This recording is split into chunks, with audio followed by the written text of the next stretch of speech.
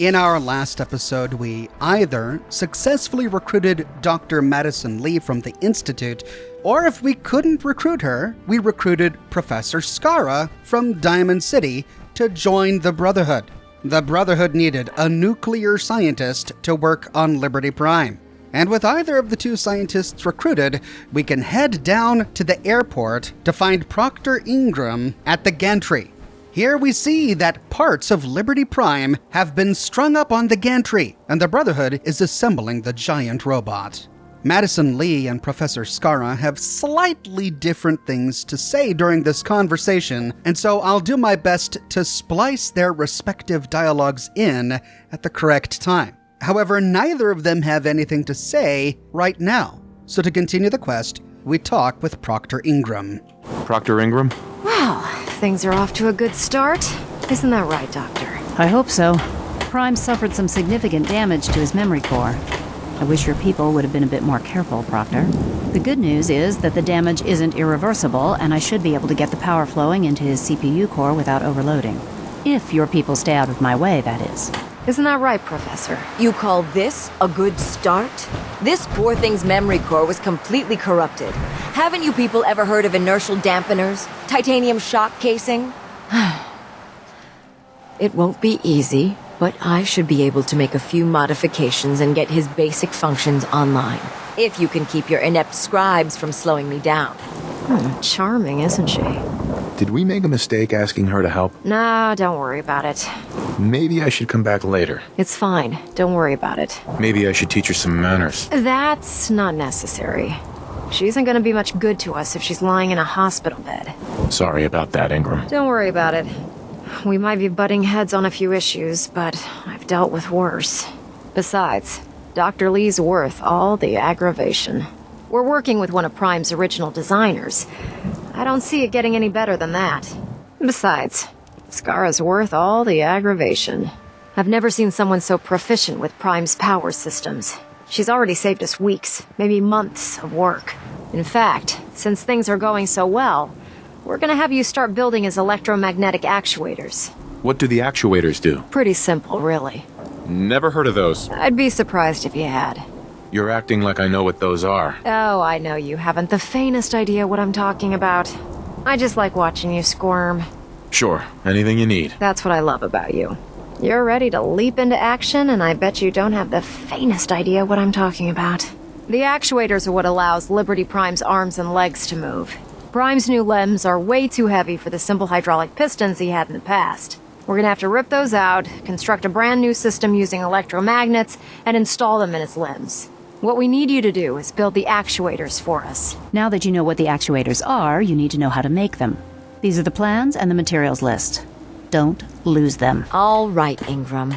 Enough with the school lessons. Here's a list of materials you'll need, and the plans to make the actuators. Now, before you get that look on your face, you'll be happy to know that we have plenty of the raw materials on that list right here at the airport. The only thing we need you to head out and find is a high-powered magnet. According to Proctor Quinlan, the best place to find one is in any of the ruined hospitals around the Commonwealth. We've already sent out a few teams to find the rest of the high-powered magnets you'll need. They should be back by the time you return. Once you start building the actuators, we need one for each limb, so you'll need to make a total of 4. Good luck. Once you start building the actuators, we need one for each limb, so you'll need to make a total of 4. Good luck. We now have to go and track down a high-powered magnet, as well as a bunch of other stuff. Taking a look at the note that they gave us, here's what you need for one of Prime's electromagnetic actuators. 1 high-powered magnet, 1 screw, 3 fiber optics, 5 circuitry, 5 rubber, and 10 steel. I realize the high-powered magnet might be difficult to find, but Elder Maxon and I have confidence in your abilities. Good luck, Proctor Ingram. In the control console near to Madison Lee, we find a gantry control area terminal, but there's a duplicate one on the opposite console by Proctor Ingram. Inside we find 2 options, and the first, Liberty Prime current status, CPU online, mobility offline, weapons offline, fusion core offline. Looks like we've got quite a few things that we need to fix before Liberty Prime will be operational. We're tackling mobility right now. Next, we find an option, Liberty Prime Work Reports, and inside we find 3 options. In the first, Work Report LP02, entered by Proctor Ingram. Now that all the crates have been unloaded and I'm looking at the wreckage of Liberty Prime, I'm just starting to grasp the daunting task ahead. Maxon doesn't just want him restored, he wants me to make improvements on the original design. I have all of the schematics from the Citadel's databanks, and I've been studying them ever since we left the Capital Wasteland. I just hope I can get all this work done in time. And the next one, Work Report LP11. Work is progressing at a rapid pace. My engineering team is doing a heck of a job refitting his damaged parts. Unfortunately, the metalworking, the electrical wiring, and the limb assembly, all of that's the easy part. The real problem is with his power system. I've shorted out 2 CPUs already, and they don't exactly grow on trees. If I can't work these power problems out, Prime won't be any more than a pretty metal statue. And in the last one, Work Report LP20. Thanks to our new recruit, we were able to get a specialist on site to lend a hand with the power problems. It only took them a short time to get everything figured out. Now, Prime CPU has a nice, steady flow of power that should remain stable when we fire up his fusion core. Next on the list is getting electromagnetic actuators built for his legs. Looks like Proctor Ingram will be updating this terminal as we make progress on Liberty Prime's build. Now we've got to go gather up all that stuff that was on the note. This may seem daunting, but it's actually not that bad.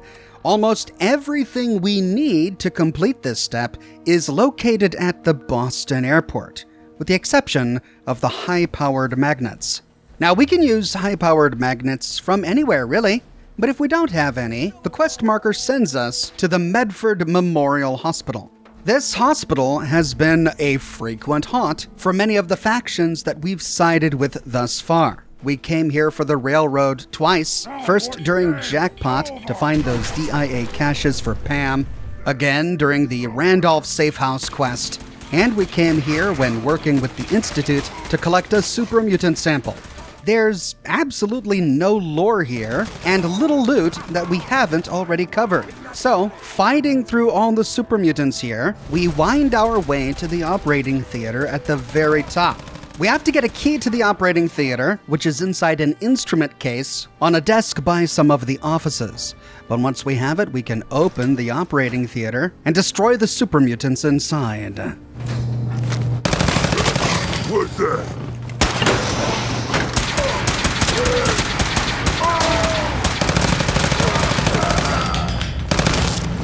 We may have intruder alert. We find one high-powered magnet inside the end of dungeon steamer trunk. Next, we head back to the Boston airport and move to the area with the workshop that we used to build the signal interceptor. By this time, the other scribes that Proctor Ingram sent out have already collected their high-powered magnets. And as I said, all of the other materials we need are already in the workbench, so all we have to do is build the electromagnetic actuators. We find it in the special section of the workshop build menu, and we need to craft 4 of them.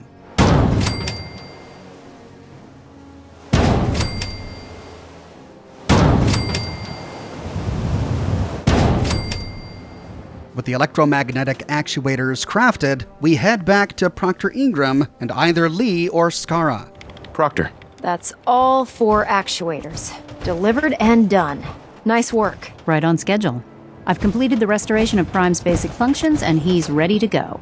In fact, it's getting difficult to explain to the system why it can't move right now. Thank goodness. I've finished restoring Prime's basic programming, but trying to explain to him why he can't walk is testing my patience. Well, as soon as my scribes get those actuators in place, we'll have his arms and legs installed in no time. Which brings me to your next assignment. It won't be long before Prime can walk and talk, but he's missing one last important element. His nukes. Without them, his offensive systems aren't operating at peak capacity. What's Prime armed with? Prime has 2 weapon systems, his eye laser and his nuke pack. The eye laser can target a hostile from hundreds of yards out and take it down with pinpoint accuracy. His nukes are modified Mark 28 nuclear bombs. They used to drop the things from bombers during the war. Just one of the nukes is equivalent to about 3 or 4 Fat Man shells. Basically, whatever it hits isn't getting up again. His eye laser is almost ready to go, but without nukes to load into his pack, he's fighting at less than half his capability. I'll run down to the Super Duper Mart and pick some up. Cute. I wish it was that simple. It's gonna be impossible to find a stockpile big enough for him. You might be right. Shouldn't be a problem. Just tell me where they are. I wish I could. Prime's bomb pack is fitted for Mark 28 nuclear bombs. The same type of bombs that were dropped from aircraft during the Great War. The Commonwealth was a major staging area for the military's Air Force, so we assumed we wouldn't have trouble finding them. But since we arrived, our scouting teams haven't located a single bomb. That's going to be a problem. Without a fully loaded nuke pack, Prime won't have the firepower to take on the Institute. Liberty Prime will be effective when we get him fully operational. But he'll lack the proper firepower needed to penetrate the Institute's defenses. Can I build the nukes like I built the actuators? I could build you 1,000 nuke casings, right now, but we've got nothing to put inside them. The Mark 28s have a specialized nuclear payload that requires the correct balance of fissile materials in order for them to detonate properly. In other words, I'd love to mix you a cocktail, but I'm all out of liquor. Great. That's just great. Well, hang on a second. Maybe we can arm him with something else. It'd take months, or even years, to install a new weapons system on Prime. We're having a tough time making all the parts we need to get him running as it is. She's right. Of course she's right. But before you give up hope, there's actually a silver lining here. Proctor Quinlan has located some records regarding a military installation, which was used as a nuclear weapons storage facility. We're fairly certain this included a stockpile of the Mark 28s. The catch is that the installation is located somewhere within the glowing sea. What do you mean you're only fairly certain? Are they in there or not? The glowing sea is so heavily irradiated, it's giving us echoed readings and false positives. We're just gonna have to trust the records on this one. Sounds like that's our only option. Yep. I only wish I had better information for you, but that's all we have to go on. Oh no, not again. Yep. You better stock back up on the anti-radiation gear. I'll head out there immediately. Good, because that's exactly what we're asking you to do. Scribe Halen's established a communications point on the frontier of the glowing sea. I suggest you head out there first, and establish a signal protocol with her so that the nukes can be airlifted out once you've located them. Hopefully, by the time you've returned, we'll be ready to wake Prime up, and you can say hello. Good luck, Knight. Dr. Lee. Rearming Prime with nukes should get him back to full fighting potential. Professor Scara. Hope those bombs get here soon. Otherwise, Liberty Prime's weapons efficiency will be fairly limited. After creating the actuators and giving them to Ingram, we see that she very quickly updates her work report. We find a new entry in her terminal, Work Report LP23. Prime's old arms and legs ran off a liquid feed hydraulic system. Unfortunately, we've redesigned the arms and legs to accommodate his new frame, and they're almost twice as heavy. The only thing strong enough to drive those limbs would be electromagnetic actuators. Fortunately, our new recruit was able to use our workbench facility to build them for us. All that remains now is getting Prime's arms and legs attached, arming him with bombs, and getting his core started. We'll leave Proctor Ingram to get those limbs attached, but we've got to get the bombs. And they're in the glowing sea? Oh no! Well, I'm sure the Brotherhood isn't in that much of a hurry. There are some things about the Brotherhood that we haven't explored yet. For example, we haven't explored the Prydwen yet. Yeah, we've been aboard the Prydwen. We had to meet a number of the proctors earlier on, but we haven't talked with everybody. We haven't read all of the terminals, listened to all of the holotapes. We haven't gathered any additional side quests or radiant quests. And the glowing sea, it's there. It's not going anywhere. It'll be ready for us when we're done. So that's it for today's episode. It's a shorter one, but I hope I made up for it by the extra video I published yesterday. In our next episode, we'll explore the Prydwen and see what secrets the Brotherhood might be hiding. I publish new Fallout videos each and every week on my channel, so if you don't want to miss that episode, be sure to subscribe and to click that bell notification button. Subscribing is the best thing you can do to support me. As with all YouTubers, the vast majority of my viewers are not subscribers. If you're watching, if you find yourself coming back, make sure you subscribe and maybe even become a member. Your memberships fuel the engine that keeps me cranking out content for this channel. I've got a plush for sale. My plush is in stock and ready to ship, but quantities are limited and I'm almost out. If you want to make sure you get one before I do run out, snag yours today. I've also got a shirt shop with completely unique designs that you can't find anywhere else. My designs come on shirts in a variety of men's, women's, and children's sizes and in a wide array of colors. You can find them on other items as well, like smartphone cases, pillows, posters, mugs, stickers, prints, etc. So if interested, you can find a link to my shop in the description below, or you can click here. If you like what I do and you want to support me in another way, consider becoming a patron on Patreon or a member here on YouTube. YouTube members get little badges that appear next to their names in the comment sections of my videos, and they gain access to ox emojis that they can use in my video comments and in the live chats of my live streams. But more than anything, I'm just so glad you're here watching this video with me today. Thank you so much for watching, and I'll see you soon with more Fallout videos.